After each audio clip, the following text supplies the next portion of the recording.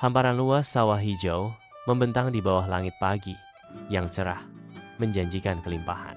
Kromo, seorang petani tua, berjalan perlahan di antara tanaman padi. Setiap langkah terukur dan disengaja. Dia dengan lembut menyentuh butiran beras, merasakan kehidupan berdenyut di dalamnya. Suara air yang mengalir diirigasi menambah ketenangan suasana. Kromo murmurs, "Along along, watong ke lakong, pelang pelang, asal sampai tujuan." Di dalam rumah kayu, Bayu duduk membungkuk di meja yang penuh dengan buku dan catatan. Wajahnya dipenuhi dengan frustrasi. Kromo memasuki ruangan, kehadirannya langsung memenuhi ruangan dengan rasa jaminan yang tenang.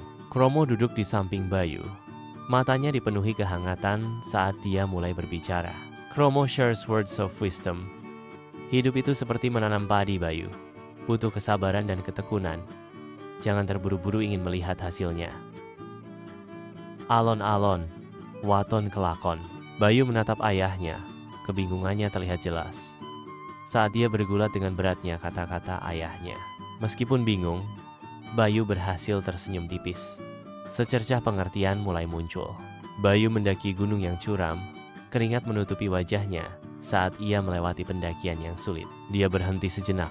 Puncak gunung yang jauh mendorongnya maju. Kata-kata ayahnya bergema dalam benaknya.